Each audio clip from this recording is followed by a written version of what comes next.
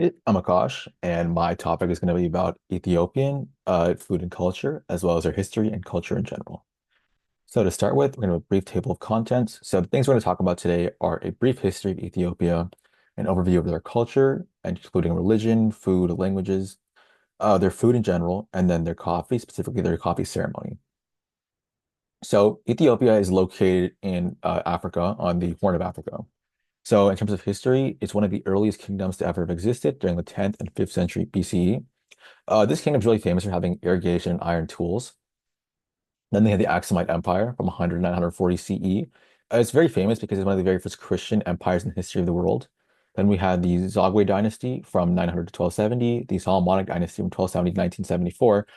This one's really famous because they were able to maintain independence during most of World War One, while a lot of African countries were taken over, and for part of World War Two. And then for Italian occupation, this happened in 1936, right before World War One officially started.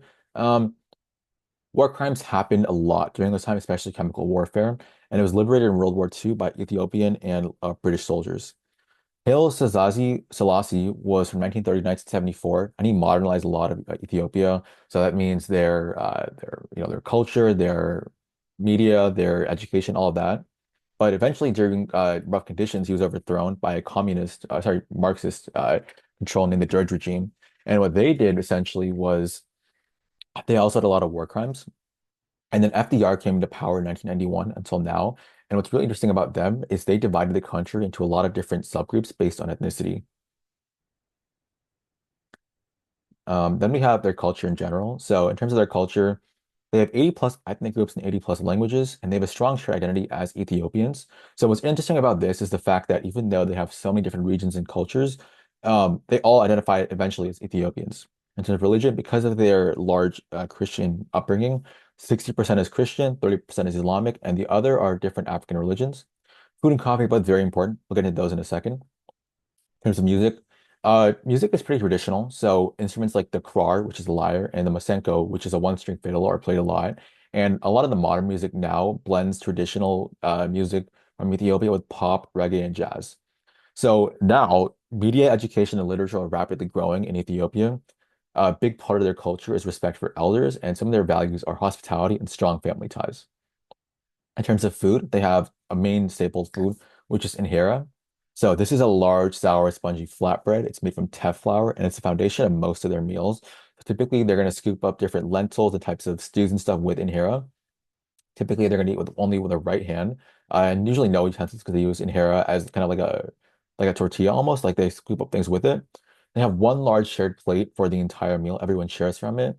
Um, and the injera is typically the bottom of the plate. So it's almost like you have the plate and you have the injera on top of that, then the different lentils or whatever, and they'll scoop it up using that. Elders always serve first, and religion is a big influence in food in terms of when during certain Christian holidays and other holidays, people won't eat or they'll only eat vegan meals. Also, a big thing about this is the respect factor. So it's considered very disrespectful to refuse food if offered, and it's also the host's job to always provide extra food. In terms of their nutrition values, so they have a plant-based diet. They have a lot of fiber, iron, and complex carbs, where legumes, milk, eggs, and cheese are typically eaten for protein, with meat only eaten during special ceremonies. And coffee is a big part of their food ceremony. So over here we have doro wat, which is the national dish of Ethiopia. It's essentially chicken stew, maybe onions, spices, garlic, and eggs, and it's basically a chicken and egg stew. Finally, we have the coffee ceremony. So this is one of the most important parts of the Ethiopian culture. So originally, coffee actually originated in the Kaffa region across the world.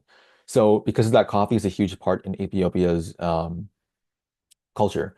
So the ceremony is a symbol of respect, friendship, and community, and serving coffee to different people is considered a very high sign of respect. So there are four main steps. You roast the coffee in front of the guests, you grind it, you brew it, and then you serve it. When you serve it, there are three rounds of coffee served. The abol, which is the heaviest, then the tona, which is the like less strong one, and the baraka, which is the lightest. Coffee served a lot, it's served during births and weddings, served during welcoming guests, during conflict resolution, and all casual gatherings. Spiritually, it's believed to bring good energy and karma, and being invited again is a big sign of respect. Also, in terms of economically, coffee supports millions of farmers across Ethiopia. So going back to the nutrition slide over here, we can see that in terms of, prioritizing fiber, iron, and complex carbs, coffee doesn't really do a lot of that. But spiritually, it's a big part of, what makes Ethiopia Ethiopia, if that makes sense. Yeah, thanks.